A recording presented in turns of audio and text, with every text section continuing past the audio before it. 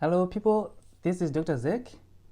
Today I'm going to be walking you through the pros and cons of a PhD. This will help you to make informed decisions whether you want to pursue or to shelve it a bit.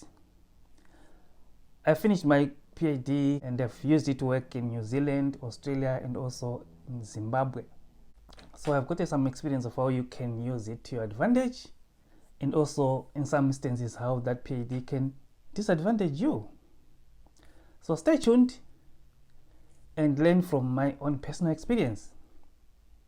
Please don't start a PhD before watching this to the end because this is going to help you to make some informed decisions.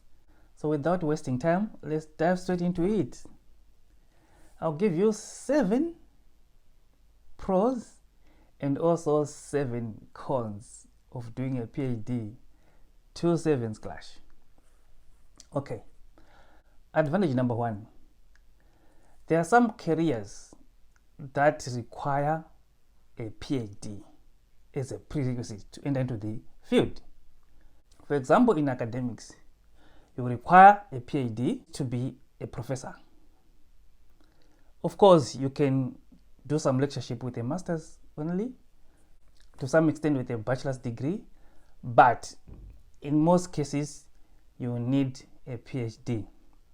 If you try to work in the academic field without a PhD, you somehow feel like a fish out of water.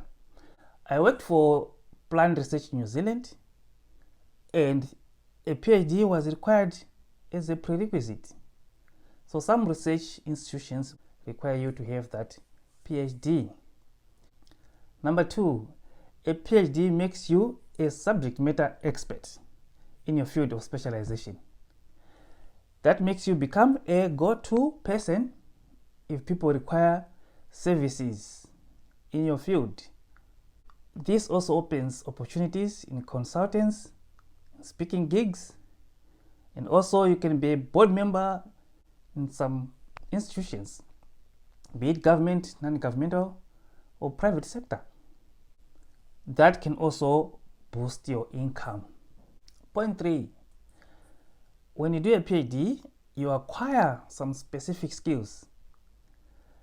Besides the technical skills that you acquire when you do your PhD, you also, along the way, acquire some soft skills like leadership skills, communication skills, collaboration skills, teamwork. Those skills are transferable in a lot of other fields, even outside the area of expertise. Resilience. When you go through and finish the process of PhD, you become a very resilient person. Nothing can crush you. You become like a stone. Employers know that. They know the process of a PhD, so they highly respect a PhD graduate because they know how you acquired it. Doing a PhD also makes you boost your connections and collaborations. When you collaborate to write some research papers, you create some networks.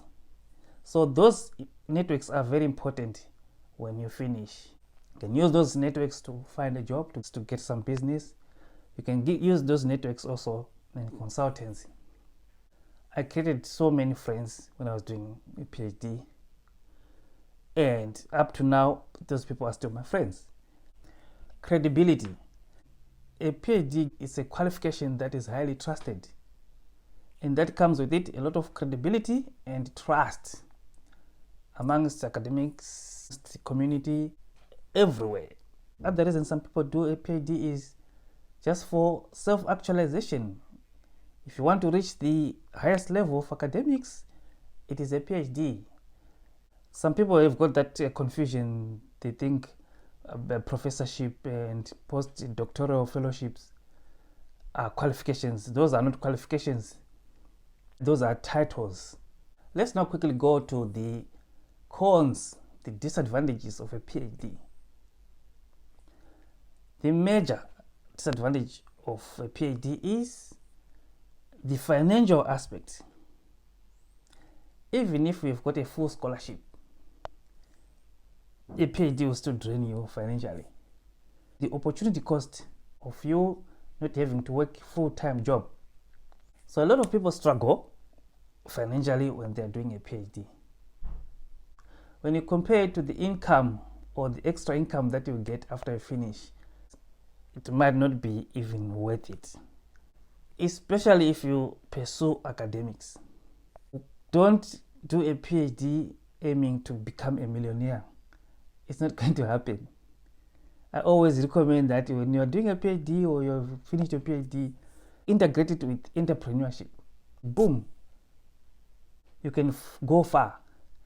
But if you just maintain it as pure academics, my friend, pure academics is not that paying as people suppose.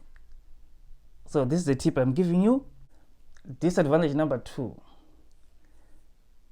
Doing a PhD involves a lot of stress. It's a highly demanding undertaking. It's not easy to finish.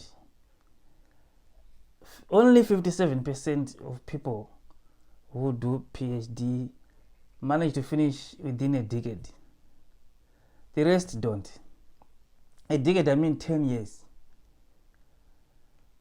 So a lot of people drop out along the way because it's not easy. Mentally draining. You can lose friends. You can lose a lot of social connections because of the demand that a PhD requires. There's a lot of suicide amongst PhD students. I'm fortunate because when I did mine, my wife was very supportive of it. She actually became part of it, helping me to do some field trials and some other stuff. It did not mean that relationship would have been broken. It is as bad as that.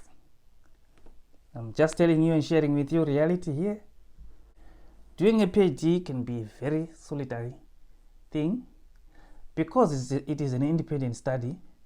Most of the time you are by yourself, you are alone.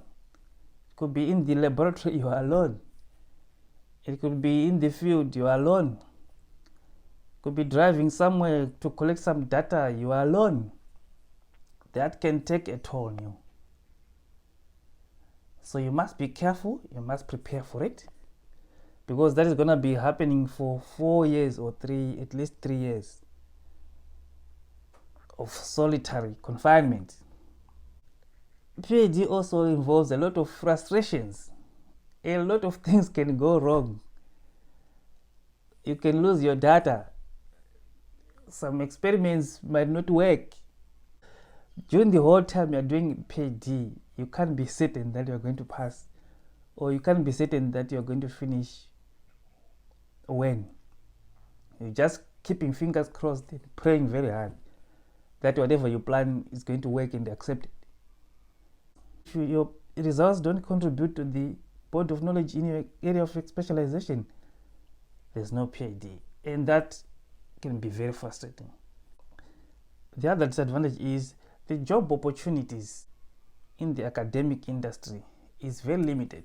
The number of people who graduate with PhDs does not correspond to the amount of opportunities available. So there's always a lot of competition. And that academic industry can be very toxic as well. It also becomes made of who knows who. Somehow, it's very difficult to get a full tenure at an institution, to become full lecturer with a full tenure.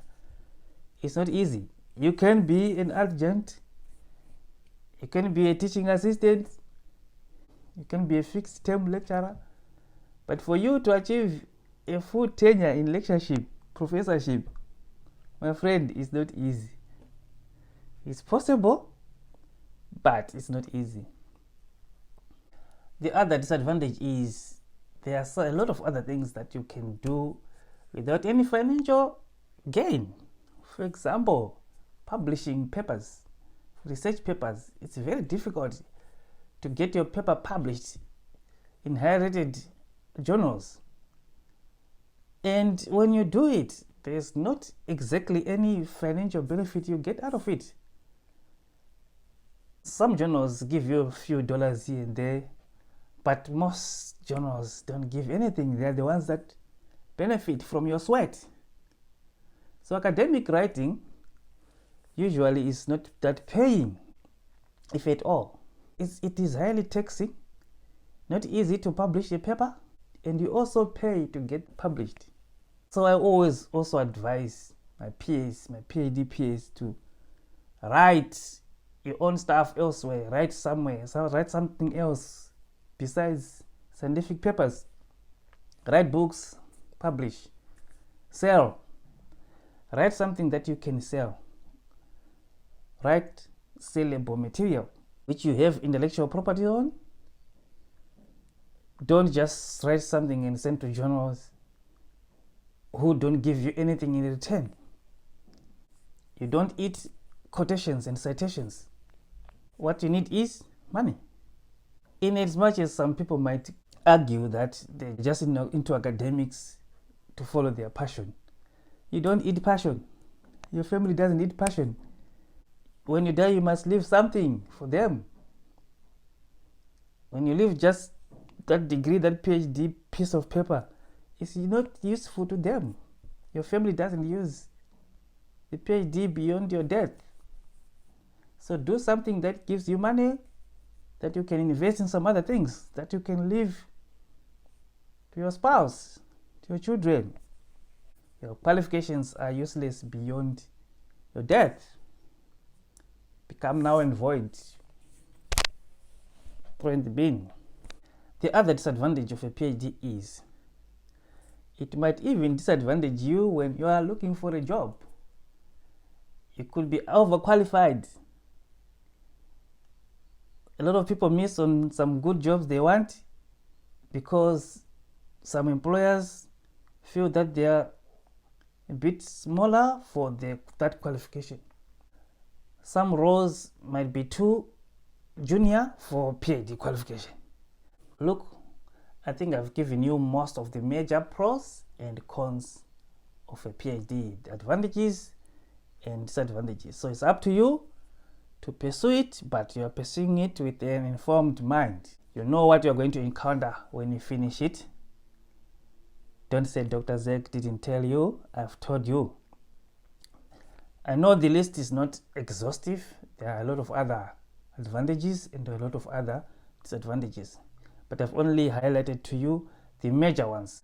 I hope you've learned something from this, the pros and cons of a PhD. If you like the content, please press the like button, and please also subscribe if you haven't subscribed yet. This is Dr. Zeg signing out.